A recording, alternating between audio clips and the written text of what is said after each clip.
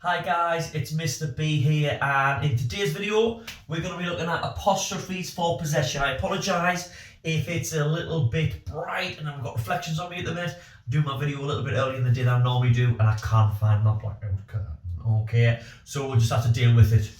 Board looks okay, I think, when I looked at the camera, so let's get to it. So we're looking for apostrophe for possession. So firstly, what is an apostrophe? Okay, so we probably know what a comma is, and we see them a lot of times when we're writing, okay, and they go on the line, okay, and go underneath. What an apostrophe is it looks exactly like a comma, but it's above the line, and it's normally above between two letters. Okay, we're going to see which letters and why later on in the video. But that's what our apostrophe is. And let's look at our title. We're looking at apostrophes for possession. So firstly, we need to know what is possession. Well, we say the word possession when we say that something belongs to someone. Someone's possession. They possess something, okay? So when we're talking about apostrophes for possession, we're talking about using apostrophes to show that something belongs to something else, okay? And once we get in the video, it'll become clear exactly what I mean, all right?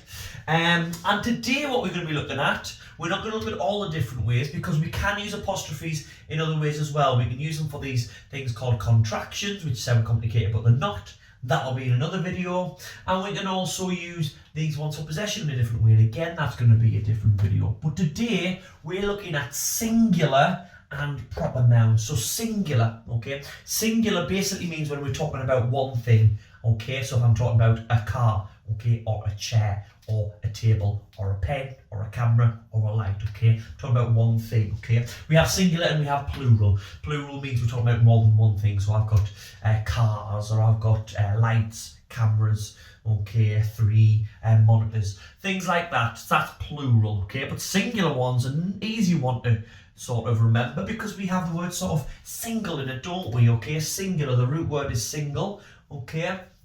So singular means one, so we know we're talking about one thing, okay? So again, complicated word, which just means when we're talking about something, we're talking about one thing.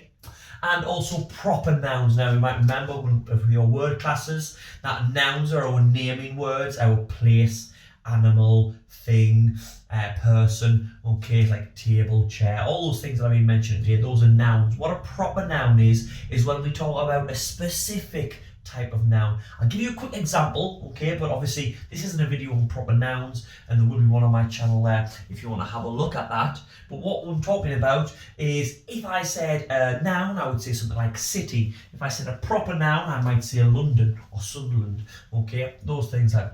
If in a proper noun, I might say teacher is a noun, but a proper noun would be Mr. B. An easy way to spot proper nouns is to have capital letters. If you need more help on proper nouns, there'll be other videos on around those. So what we're going to move into, what we came here for, what we're here for. We're all waiting for Mr. B to tell us how we use apostrophes for possession. So we have some examples. So I have some short sentences here. I have the dog's toy. Now, here we have our apostrophe. So there's our little comma, and it's above the lines between our G and our S. Okay, and we're talking about the dog's toy, and I'm going to tell you why we need our apostrophe. Okay, we've got the apostrophe there because remember when we want to talk about more than one, so if we want to talk about one dog, we say dog, okay? If we want to talk about more than one dog, we say dogs. We put an S on the end. However, if we want to say that something that belongs to the dog, a possession of the dog, we would still say the dog's, in this example, the dog's toy. We're not talking about more than one dog. We're only talking about one dog, but it's his toy. So when we look at this word, so we know which one we're talking about, we put a little apostrophe in there. And that's why we use them. And you can see we always do it before the S. So right at the end of the word, we've got the word dog. We put an apostrophe and then have our S. So we have the dog's toy. So that tells us that we are talking about the toy that belongs to the dog. Okay, I'm going to go through our examples and I'm going to go through some of the ways we wouldn't use them, and it will become really, really clear and you'll be flying. Okay, so here we have another sentence. The teacher's pen, apostrophe again at the end of the word teacher, before the S, to tell us that the pen belongs to the teacher. Okay, so there's two singular nouns, a dog and a teacher, and we're talking about a toy and a pen. Okay, we've seen that these belong to, the toy belongs to the dog, so we put an apostrophe then an S. We're seeing the pen belongs to the teacher, So we put an apostrophe, then an S. Okay, and that tells us that these things here belong to those. Next, okay, we're going to look at, we mentioned proper nouns. Here's a proper noun, London. It's a city, but it's a specific city. It's a particular city. It's, and here we have our apostrophe S. So London's bridge. We're talking about the bridge that belongs to London. We're not talking about more than one London. We're not talking about more than one teacher or one dog. We're not talking about more than one London. So we have an apostrophe and then an S, okay? And again, you can see it's used exactly the same way for our proper noun as it is used for the noun. So as long as you know the rule, you're good. Now, we have another proper noun here, okay? One of my favourites. Okay, we're talking about Captain America. I love Avengers, love Marvel, okay? But what I've used this example for is Captain America is a proper noun, but it's 2 words, isn't it? Okay, like Mr. B, Captain America. It's 2 words together making the name of one thing. All right, and I'm using this example to show you that we still only use one apostrophe and an S at the end of the last word. So we don't say Captain's America's shield, which when you say it, it sounds a bit silly, doesn't it? You say Captain America, then put your apostrophe and S, Captain America's shield.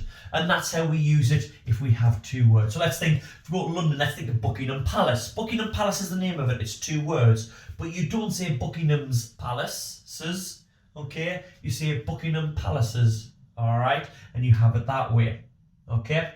So here, Captain America's shield, the shield belongs to Captain America, it's his, okay? So we have the apostrophe, then the S. And here, we've got a little example that will help us sort of see what we're doing. We've got 2 words that have an S added to the end, but we've used them in different ways now. So we've got the dancer's shoes were missing, okay? Now dance has an S on the end and shoes has an S on the end, but for different reasons. The dancers has an S on the end because we're talking about the shoes that belong to the dancer. These shoes belong to the dancer. So that means we need our friend the apostrophe. So we have apostrophe S.